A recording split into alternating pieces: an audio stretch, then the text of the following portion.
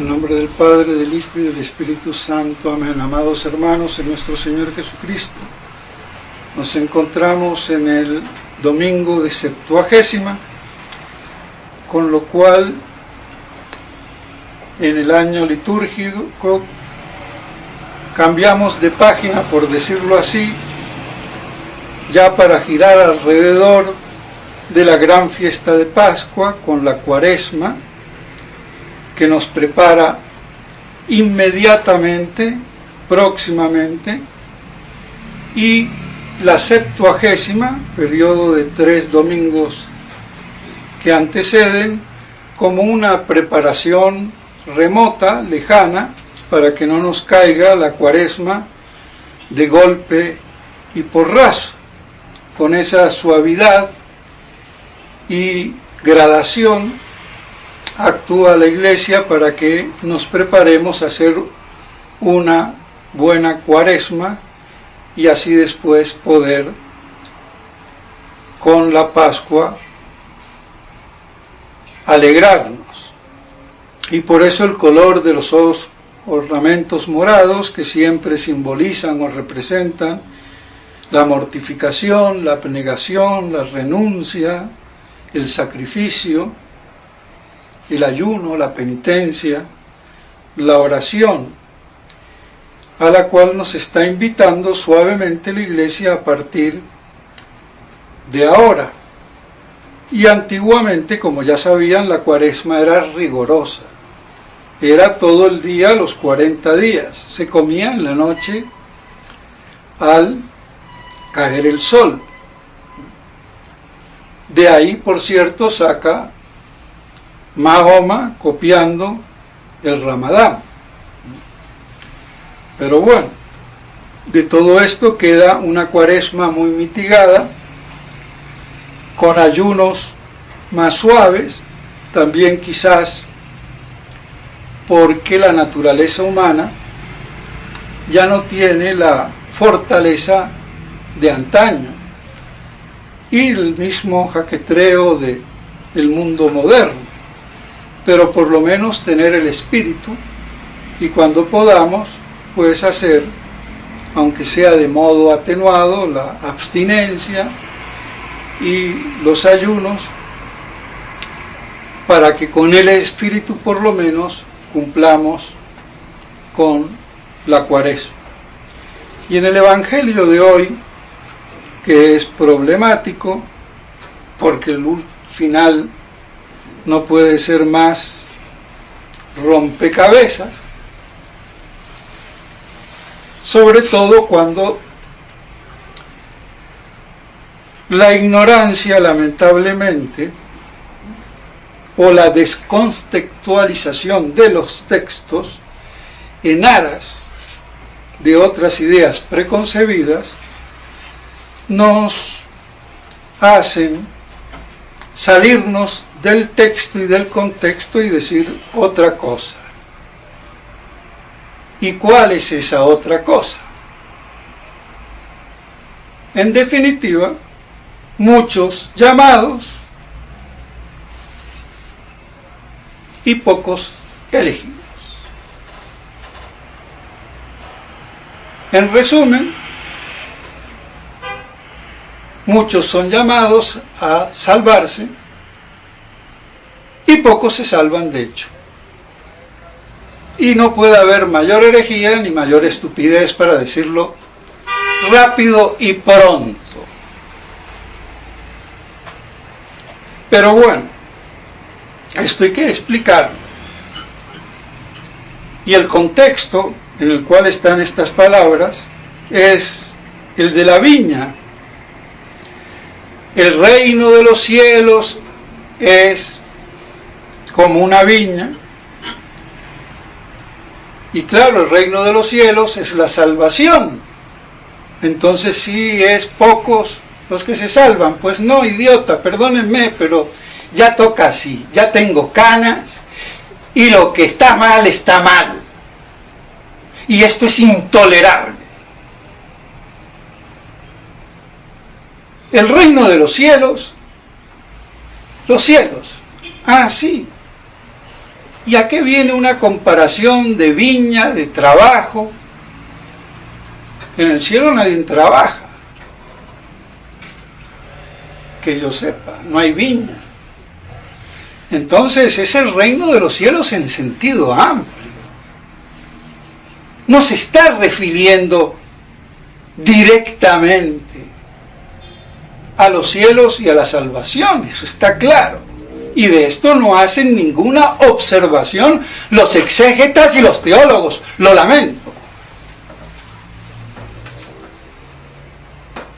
Hasta ni yo la he hecho, porque es la primera vez que lo digo así. Aunque de otra forma, pero comenzando por el inicio de la parábola. Entonces la semejanza, la comparación, no cabe para un cielo puro y duro de la eterna gloria de los salvados. Evidente, pero la miopía existe. Entonces se tratará de la iglesia, que es la incoacción del reino de los cielos. La iglesia plenificada es la iglesia triunfante y se inicia aquí en la tierra.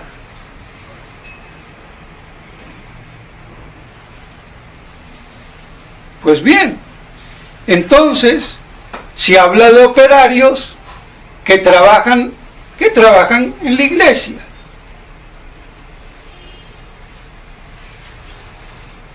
hasta con sueldo, porque hay un contrato, te doy un denario por trabajar todo el día. Bueno, el sueldo al que tiene derecho los ministros en la iglesia por su trabajo, como dicen las escrituras, aunque no sea sueldo propiamente. Pero sí, el que predica tiene derecho a que los fieles sostengan o mantengan su existencia y subsistencia. Aunque muchos apóstoles, como San Pablo, preferían tejer redes, trabajar con sus manos, para no depender, pero eso ya es gusto de cada uno. Yo no me podría dar ese lujo porque no sé ni tejer y manualmente no sirvo para nada ni para coserme un botón.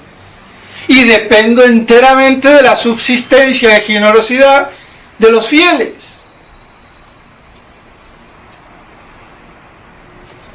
Pues bien, entonces se trata de esos operarios. Evidentemente así, muchos son llamados y pocos escogidos. San Juan Bosco decía, creo que un poco exageradamente, que de 3 hombres, 1 tenía vocación. Bueno, digo yo exageradamente, no sé por qué. ¿A dónde irían a parar también supongamos que las mujeres? Porque si no, ¿con quién se casarían? Pero bueno, de todos modos, no son muchos los que realmente ha tenido y tiene menos ahora hoy la iglesia. Pero aún en las épocas de esplendor no había muchos misioneros.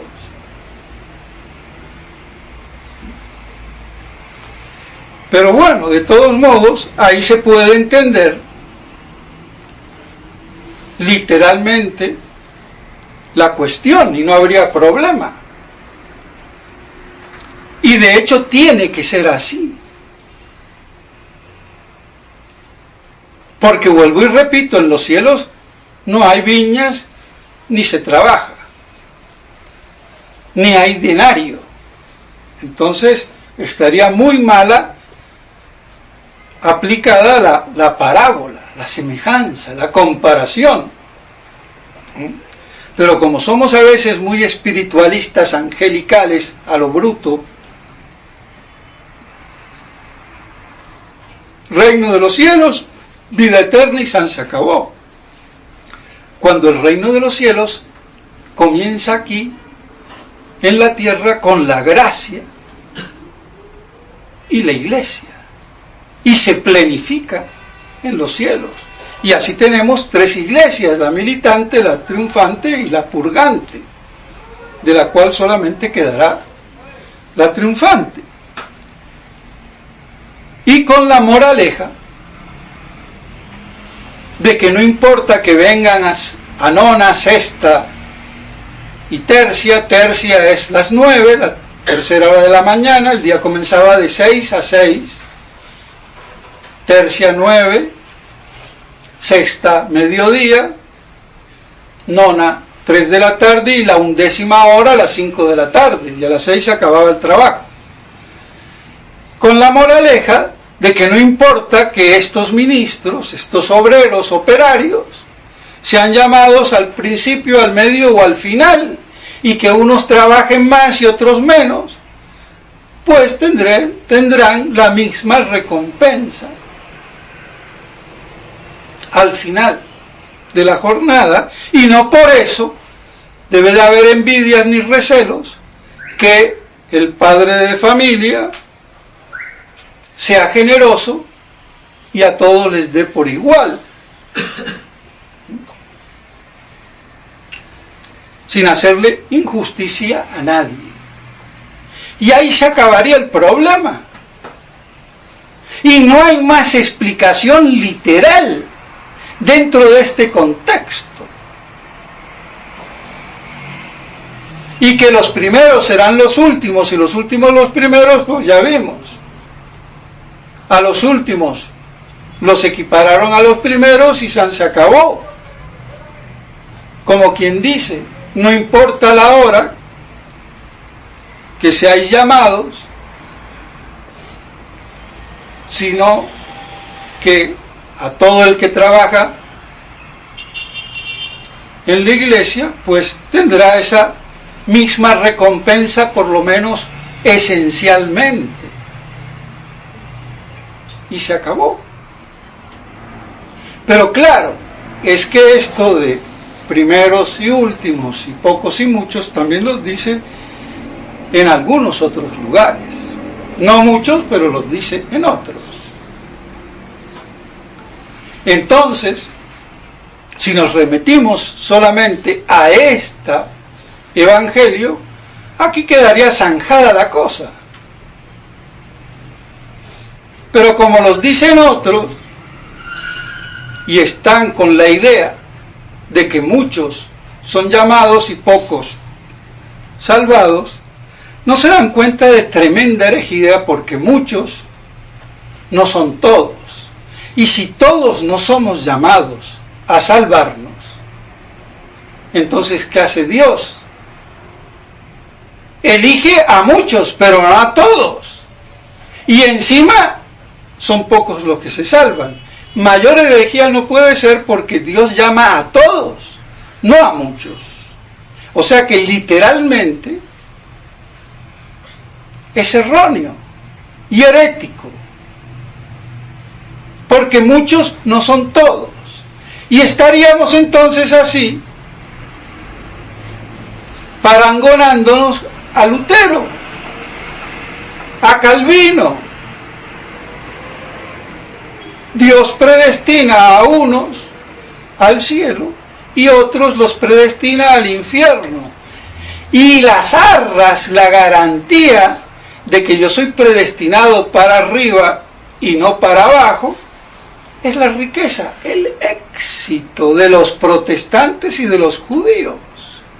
Que el protestantismo es un judaísmo neotestamentario, por si no nos hemos enterado todavía. O sea, que los protestantes son los judíos modernos, en la mentalidad, por lo menos. Pues bien, entonces, queda claro que eso no puede ser, eso es una herejía. Porque primero predestina a Dios a la salvación, no al infierno. Eso se llama reprobación. Pero ni aún negativa, como piensa malamente la mal llamada escuela tomista, y no voy a entrar en eso porque acabo también de hacer un artículo sobre la clave de la predestinación, que lo pueden leer por internet, en Radio Cristiandad o en YouTube, y se acabó. Y de paso, si les gusta, como todos los imbéciles, hagan clic para que tengan la información. Y no se olviden de perderse el próximo youtuberazo.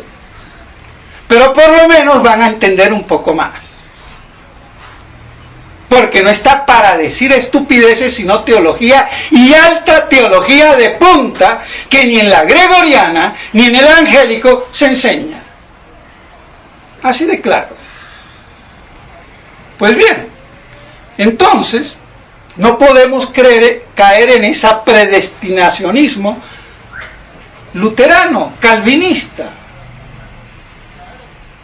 La explicación tiene que ser otra, y si no la tenemos, porque no tenemos los elementos adecuados, pues callémonos, misterio, y san se acabó. De todos modos, por mucha explicación sigue siendo un misterio, pero por lo menos yo no cierro la puerta, ni llevo a la desesperación.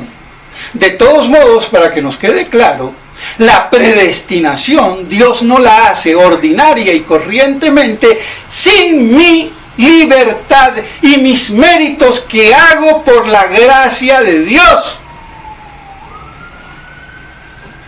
Porque nadie, por muy predestinado que esté, si peca, todo lo que quiera se va a salvar. Y el que no está predestinado, por mucho que se bautice y vaya a misa y comulgue, le va a servir de nada porque se va a condenar. ¡Qué estupidez! El Dios que te creó sin ti no te salvará sin ti. Otra cosa es la predestinación extraordinaria de algunos grandes santos, o de Nuestra Señora o de San José, que esos están predestinados extraordinariamente. Pero la ordinaria tiene la previsión de los futuros y por ende también de los pecados y de los méritos, en respuesta a las gracias que Dios da. Pero claro, si encima yo mojo la pólvora como hace Báñez con la gracia suficiente y que no sirve para dar el hacer sino el poder, pero sin el hacer, pues entonces apaguemos. Pero hay que ser más bruto que Báñez, y de hecho así para seguirlo y creyéndose que se es fiel discípulo de Santo Tomás y tu abuela. Y no hablemos de los jesuitas, porque esos quieren defender la libertad y está bien, pero no defienden los principios de la causalidad de Dios. Porque Dios causa todo. Nos movemos, existimos y somos por Dios. Sin Dios, nada seríamos. Por eso la creación es ex nihilo, no que la haga con nada, porque la nada no es nada, es negación del ser. La nada no existe como tal, es una abstracción mental que niega el ser. Pero lo que es el ser. Pero no hay ser fuera de Dios, sino el creado por participación, así de claro. Y me hace ser inteligente, libre y todo lo que quieran, y encima con la gracia como participación de la naturaleza divina.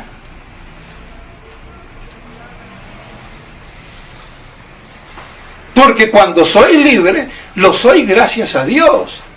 Y el mal, porque es una defección de esa libertad y de esa causalidad divina, porque el mal no tiene causa, es una causa, si quieren, deficiente, no eficiente.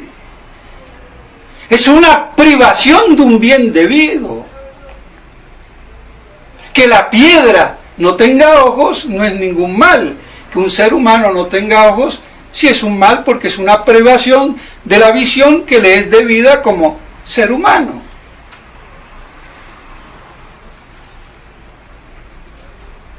Entonces el mal siempre es una defección en la consecución de la libertad, tanto movida en el orden natural como movida en el orden sobrenatural bajo la acción de la gracia. Pero que sí me da el poder de hacer. Pero es un hacer que no es infalible, sino defectible, que puede ser obstaculizado en la consecución de su fin. Porque solamente Dios es infalible en su libertad. Y Dios mueve a las criaturas racionales e intelectuales como los ángeles de modo acorde a su naturaleza defectible por propia constitución de su esencia como criaturas. Pero algunas Dios las hace que sean infalibles siempre. Y así fue, por ejemplo, la Santísima Virgen María, o la humanidad de nuestro Señor Jesucristo, o la santidad de San Juan Bautista y de otros santos. Pero esos son extraordinarias, no ordinarias. Pero como todo esto, ni los dominicos, mal llamados tomistas, siguiendo a Cayetano y Valesiani, ni los antitomistas, jesuitas, peor, y en el medio lo que quieran, franciscanos, carmelitas y chinos, no tienen estos conceptos claros. ¿Y qué van a hacer? A discutir como miopes sin resolver el problema, y muchos son llamados a salvarse y pocos se salvan. Y la bondad divina y la verdad divina, que es Dios por esencia, quedan eclipsadas. No se puede vivir el mundo así. No nos extrañemos que de coletazo nos venga el modernismo y nada es pecado y es Santas Pascuas. Cada uno con su conciencia, con su religión, con su Dios, y vamos para adelante. Por lo menos no nos pegaremos un tiro. Bueno, pataleo del ahogado. En el fondo los modernistas son víctimas de todas estas estupideces académicas y teológicas.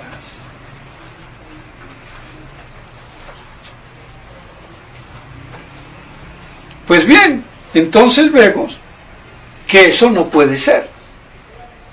Entonces, con otros lugares paralelos que pueden dirigirse a, por ejemplo, a las 5 vírgenes bobas y 5 sabias, se condena a la mitad y la mitad se salva. Ya no es ni pocos ni muchos. Y en otra parte, el único que no tiene vestido nupcial de todos los recogidos y vagabundos y pordioseros y miserables, uno solo es echado afuera. Ya no es ni muchos ni pocos, sino uno solo. Entonces vemos que no se aplica el término a la cuestión de la salvación, de la cual nuestro Señor no quiso hablar.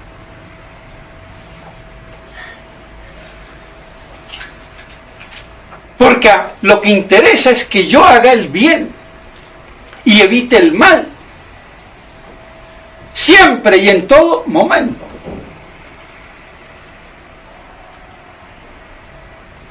Y haciendo el bien y evitando el mal, tengo garantizada, por la misericordia divina y la gracia de Dios, la salvación. Y si no, el infierno. Así de claro. Y si los teólogos no lo pueden explicar, pues que no lo expliquen y sean humildes y digan no sabemos. Y el que lo sabe, como lo sé yo, que lo diga, porque su ciencia y sabiduría la debe de comunicar, porque es una obra de caridad y se acabó.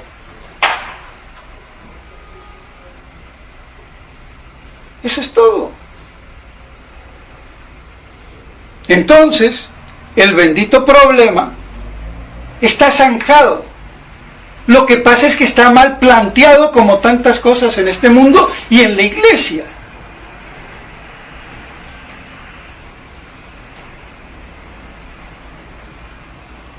¿Qué vamos a hacer? Y la estupidez humana de la cual está lleno el mundo. Como dice las Escrituras, y que por cierto Pablo VI lo sacó de la Vulgata: infinito el número de los imbéciles. Y nos podemos preguntar, ¿y por qué, si es infinito y Dios lo dice, crea un mundo de imbéciles tan numeroso? ¿Será que Dios también es estúpido? ¡Ay, Dios mío! ¡Qué blasfemia! Ah, no, pero si el hombre es el rey de la creación y Dios creó al hombre por amor, pero amor a estos imbéciles. Y aunque no fueran imbéciles, eso también está equivocado, errado, como ya lo dije, pero lo tengo que decir para completar el panorama. Dios no puede amar como yo ni nadie puede amar a otra cosa como fin último que a Dios. Dios no puede amar otra cosa que no sea Él mismo, su divina deidad, naturaleza, esencia y subsistencia. Así que el argumento del amor para crear es un argumento miope, porque todo el bien del universo, aunque Santo Tomás lo dijera, no compensa el amor de sí mismo que se debe de tener Dios. Estaría pecando Dios contra sí mismo. Ah, esto no lo dijo nadie, pero lo digo yo, che. Y como no hay más intelecto que un argentino, que lo compras por lo que se cree, por lo que es, y lo vendes por lo que se cree, pues bueno, te haces millonario. Y como yo tengo algo de medio argentino, pues va. Lo único que justifica teológicamente, aunque Santo Tomás no lo vio, pero sí lo vieron otros, como Fray Luis de León,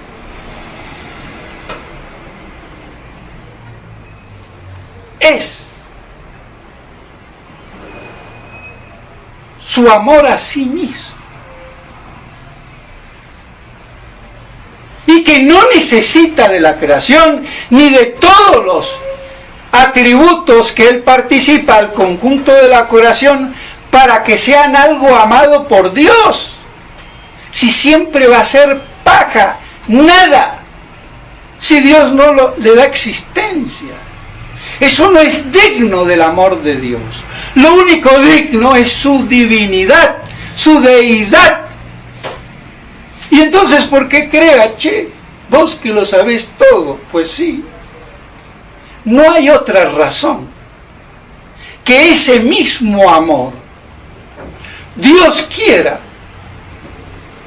comunicarlo fuera de la Trinidad. Y la única manera de comunicarlo fuera de la Trinidad es que haya Dios fuera de sí mismo. Pero eso es imposible. No. Eso se llama la encarnación. Dios comunica su divinidad fuera de la Trinidad en la encarnación. Y ahí sí se puede seguir amando a sí mismo en su ser y substancia sin que quede degradada a las imbéciles criaturas que somos los hombres, como él dice, infinito el número de los idiotas.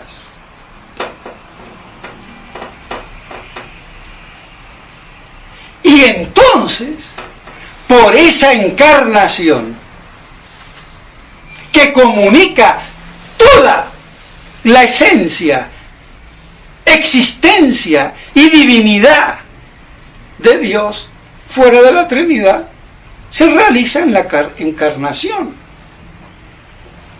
Y ahí se justifica que Cristo, como primer predestinado, sea para él y por él que Dios crea, y al hombre para que de una mujer virgen, predestinada como madre de Dios desde toda eternidad, tenga la humanidad,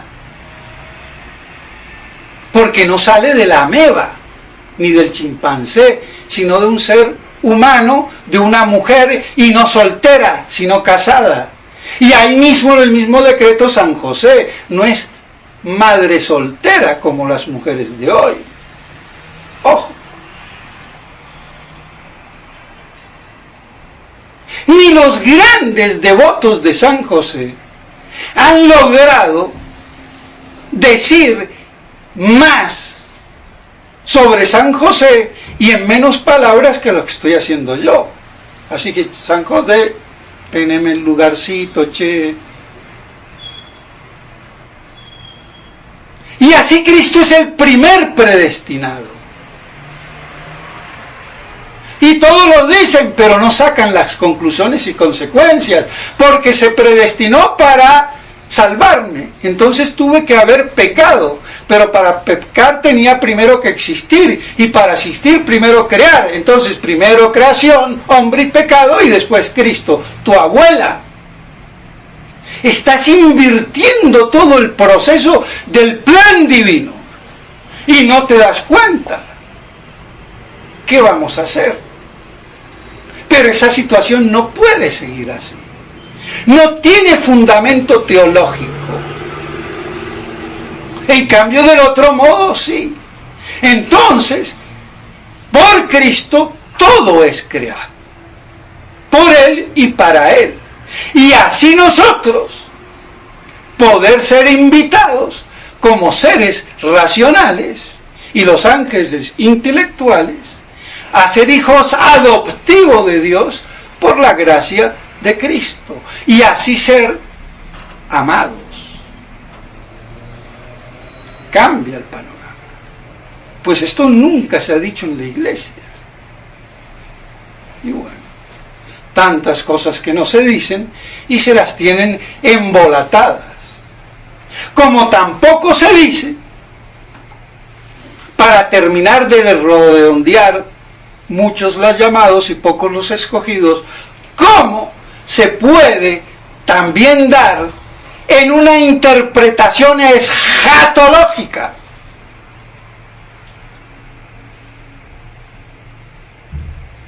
Muchos llamados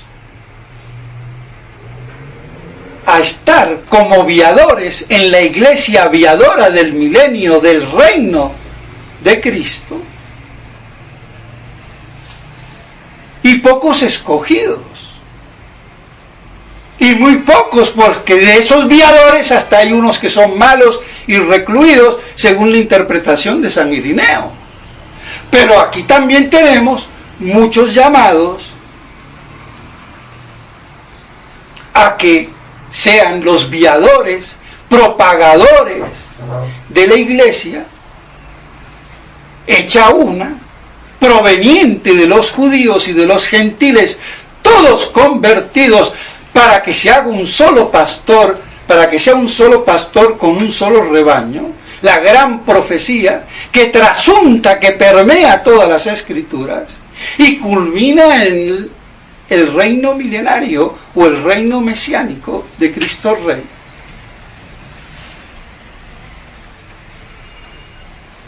Y ahí se vuelve a cumplir literalmente Y no hay más que decir. Está más que interpretada la cosa. Ni más la pueden mejorar, la podrán pulir, abrillantar. Pero mayor explicación, no. Y puede incluir también muchos llamados a ser, cuando venga nuestro Señor, arrebatados y transfigurados, y pocos son elegidos.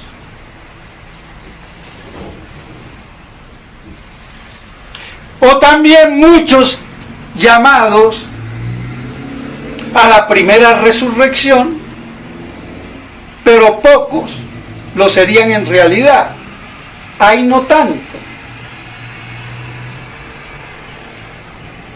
Porque según la interpretación de San Irineo, todos los santos, aunque en orden jerárquico, mártires y los que dieron su vida por orden, pero todos los que murieron en Cristo resucitarán en su orden, menos los malos que quedan para la segunda resurrección, resurrectio judicie o de condenación, y no de la primera resurrección de vida.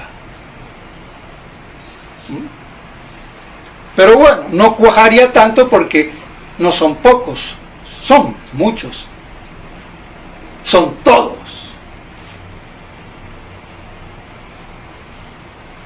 Pero bueno, entonces vemos todos los bemoles de las teclas del piano. Y se podría decir mejor, sí, ampliar, sí, pero dentro de este contexto y esta substancia o esencia de las cosas. Entonces vemos cómo puede tener varias aplicaciones.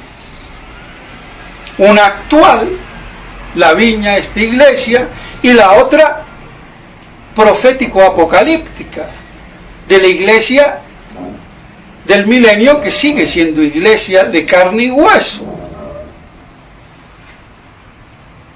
Porque estarán los bienaventurados, los redivivos que resucitan y los no redivivos, pero que son bienaventurados, porque son transformados y glorificados, beatificados sin morir, como también por ahí apunta muy bien Santo Tomás, aunque no me termina de hacer la novela completa. Pero bueno, pero lo dice. Pues bien, no me voy a alargar más, pero sí me tengo que alargar. Porque esto no me lo aguanto. Y menos que un padre, como el padre Rafael Arízaga, el benedictino, en Colombia, se ponga a pretender, a aconsejar, a dar pautas sobre la cuestión de la sede vacante. Porque ni él, ni ninguno de los benedictinos, buenos o malos, sabe un pito de esto. Porque no estudian. Ellos obedecen. Primero, podrían estudiar, pero no lo hacen. Pero no tienen derecho a opinar ni a hablar, y menos aquí en Colombia. Y menos cuando yo le he abierto mi amistad, pero que él nunca ha querido tener mucho contacto conmigo, porque no sé. Pero ahora lo sé, aunque yo sabía que él pensaba así, que no era sedevacantista, pero bueno, problema de él. Yo por eso no lo voy a excluir ni le voy a quitar mi amistad, ni a él ni a nadie. Pero decir que hay que esperar que la divina providencia, como las viejas beatas, que sea Dios el que quite al ungido, porque nadie puede decir que la sede está vacante sino Dios. Pero tu abuela, pedazo de... Bueno, de nada, iba a decir animal.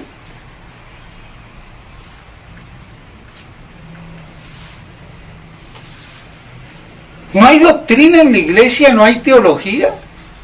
Y para eso él me tiene que poner en su defectuoso castellano, porque es mexicano, se fue a Estados Unidos, aprendió bien el gringo, pero parece ser que olvidó el castellano. Y no lo digo yo, la gente me lo dice, no se le entiende, y mejor no le entiendas porque pareciera que no sabe hablar. O por lo menos que habla bien como un gringo. Sí, atravesado, pero eres mexicano, chico.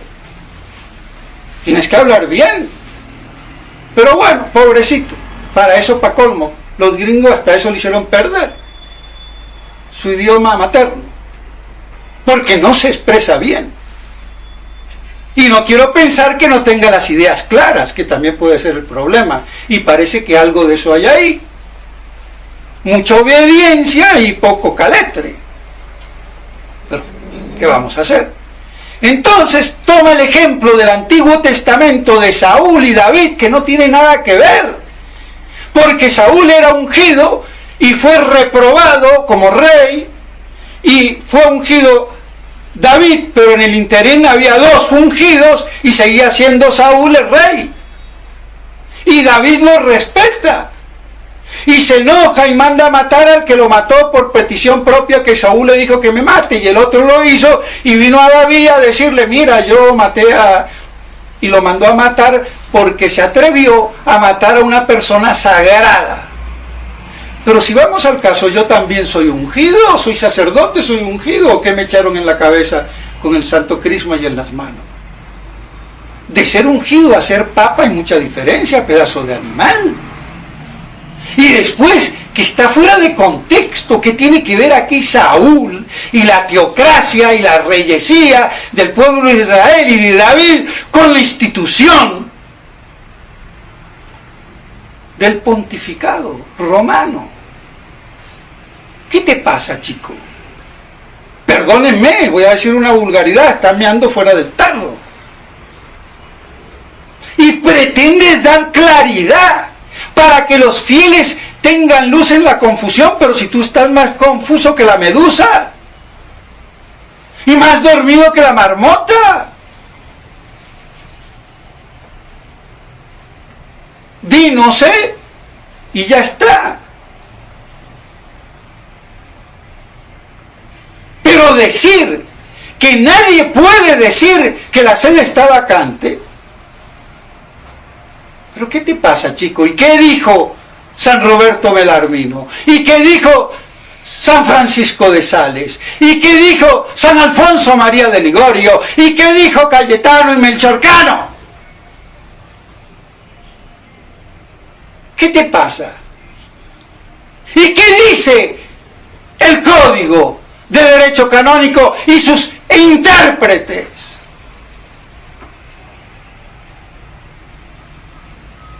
Pero este chico es tonto, pero no es el único. La fraternidad de Smithberger, Felé y ahora Pagliarani dice la misma estupidez.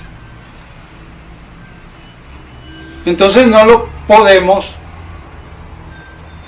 reventar al pobre padre Rafael, porque no es el único.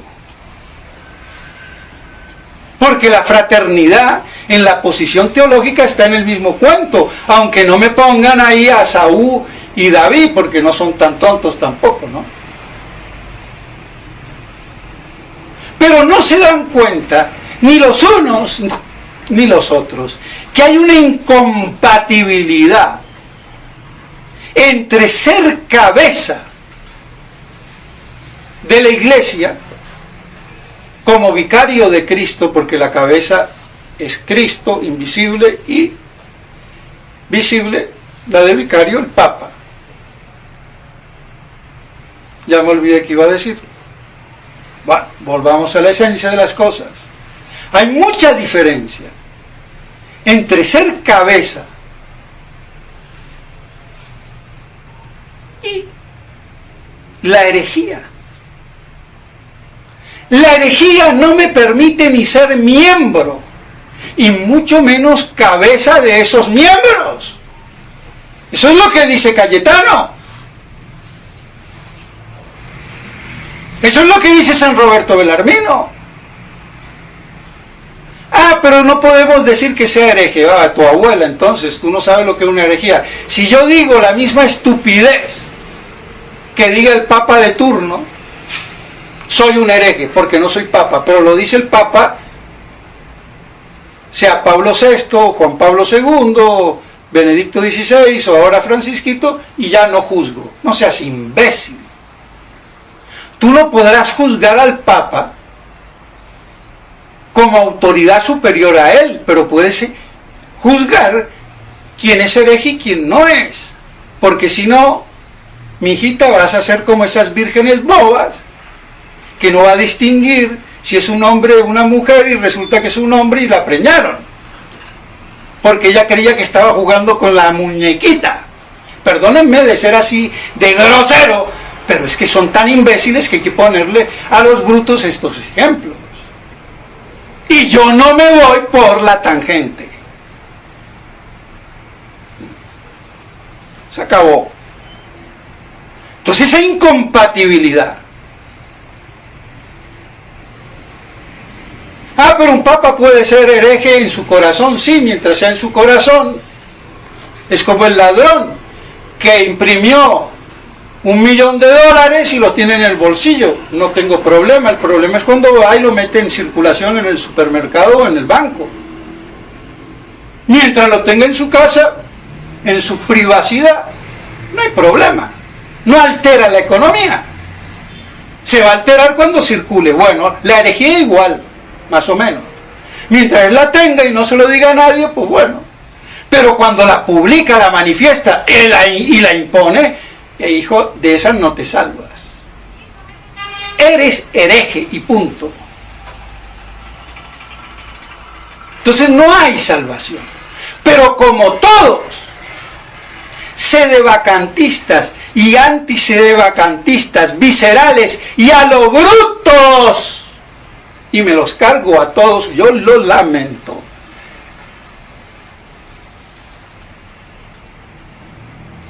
No admiten la defectibilidad del sumo pontífice válido.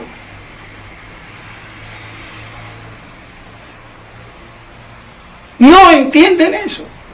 Confunden infalibilidad del Papa con impecabilidad. Claro que una cobija a la otra, pero dentro de un esquema más reducido. La impecabilidad en la fe del Papa cuando confirma a sus hermanos en la fe, como dice Prümer, entre otros. Pero fuera de esa confirmación en la fe que el Papa hace solo ex cátedra y nada más, su fe puede fallar. Y falla, y de hecho ha fallado. Ah, pero todo es ex cátedra, sí, pedazo de bruto. El Papa, desde que va al baño, las 24 horas del día es infalible. Bueno, ni que fuera Papá Dios. ¿Cuántos papas no han muerto sin haber nunca definido ex cátedra nada? Pero es que hay que atar a tarugo, y que son muchos. Entonces, en esta mare magnum de confusión, claro, viene el padre Rafael, pero resulta que él está aquí. Bueno, se fue porque al otro día, eso lo dijo el 31 de diciembre, se fue.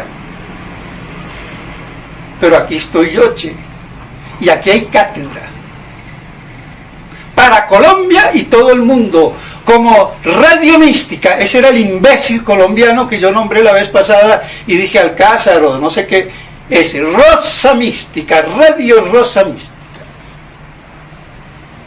Otro chorlito con cara de doctor y expresión medio oculta, pero de teólogo, pero sabe más el marrano que tengo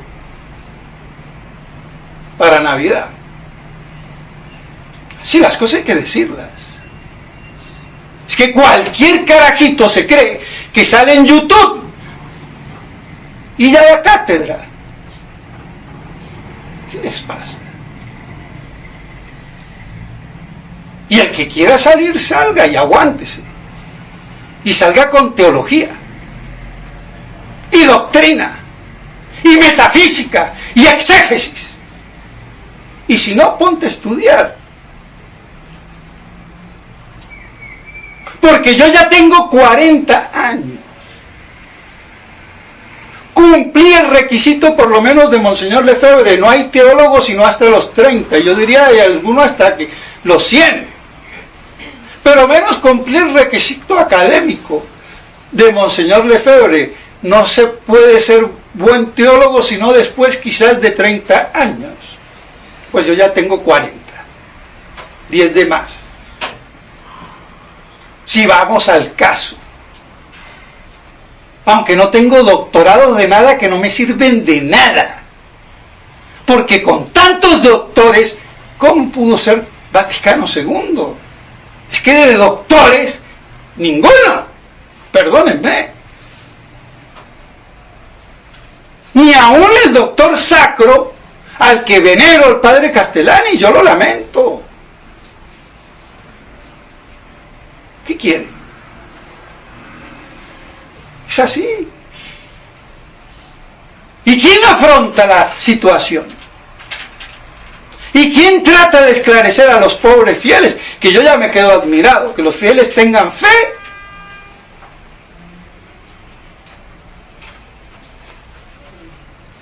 Porque es para perderla. Yo, si no fuera sacerdote, no tendría fe, porque no creería en ningún cura imbécil. ¿Qué vamos a hacer?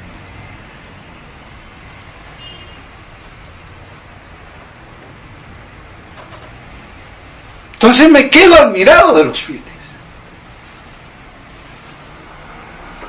Son víctimas, culpables, sí, todo lo que quiera, pero bueno, esa es la miseria humana. ¿Quién no tiene miserias? ¿Qué sacerdote? ¿Qué santo? Pero yo me quedo admirado, pobres fieles. Por eso yo no les exijo, vengan a mi capilla, no vayan allá, pero ¿con qué derecho? Déjalo al pobre que se salve como pueda, en su buen entender, y que la Virgen y los santos y la gracia de Dios lo ilumine. Y si me pregunta, bueno, le diré.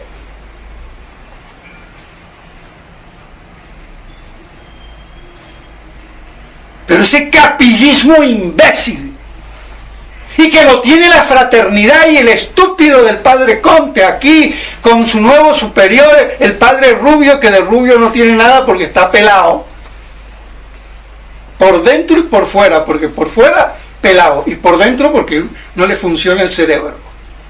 Y se lo digo para que recapacite.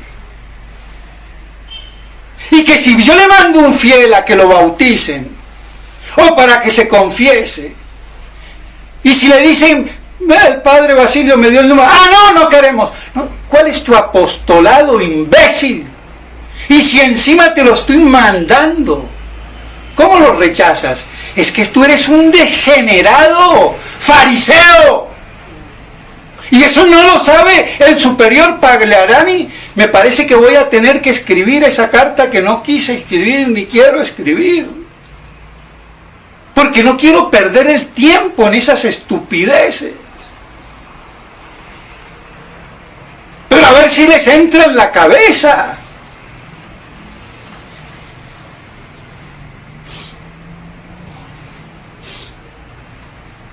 Pero bueno, ya me alargué, pero ¿qué quieren? De todos modos, pobre padre Rafael, pero yo no voy a esperar a que Dios me quite al ungido. Y que el ungido, el papa no es ningún ungido como papa. Ungido como sacerdote. Ungido como obispo, como papa, no es ungido, es declarado,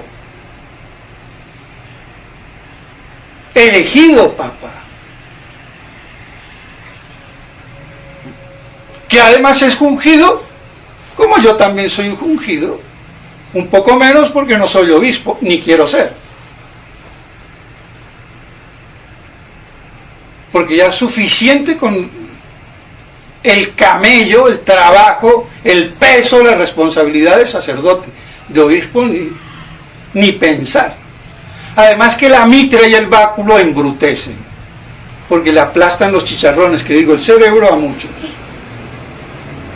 Pero bueno, y si no, como los cardenales, que le sale cola de pavo real, ¿no? Y peor que la novia, a ver que no se le enrede la cola por ahí en cualquier ramal. Bueno, entonces mejor así, curita simple y se acabó. Pues bien, mis estimados hermanos, entonces no hay que esperar. Otra cosa es que una persona no pueda o no quiera tomar posición porque no la ve clara, dude, como San José dudó, y ante la duda, si estaba preñada la Virgen, que no tenía ninguna duda, se iba calladamente sin decirle, pero se retiraba, porque está preñada. Lo que dudó es si sigo al lado o me separo. No, yo me separo, porque este cuento yo no voy a entender. Chico, ¿cómo vienen los bebés? Yo todavía seré muy San José, pero la cigüeña no creo. Yo me retiro, no le digo nada, la respeto, voy adolorido. Ah, San José, cálmate, pibe, esto es del Espíritu Santo. Bueno, eso es lo que hay que hacer. Pero no hay que decir estupideces. Porque la iglesia tiene teología desconocida para la gran mayoría, comenzando por la fraternidad. Así de claro. Pues bien, y digo la fraternidad de ahora, no la de Monseñor Lefebvre.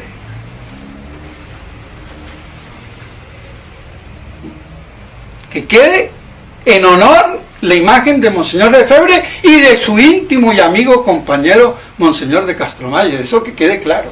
Que tenían sus errores, sus bemoles, sus lagunas, muy bien. Pero yo no voy a dejar de conocer a mi padre por sus defectos. Tengo que respetarlo. Y además que Monseñor Lefebvre, le guste o no guste, fue el gran San Atanasio con Monseñor de Castromaller del siglo XX. Eso no se discute, por lo menos para mí, porque si uno relativiza, pasa. Bueno, para pasar, pues, sí, de claro.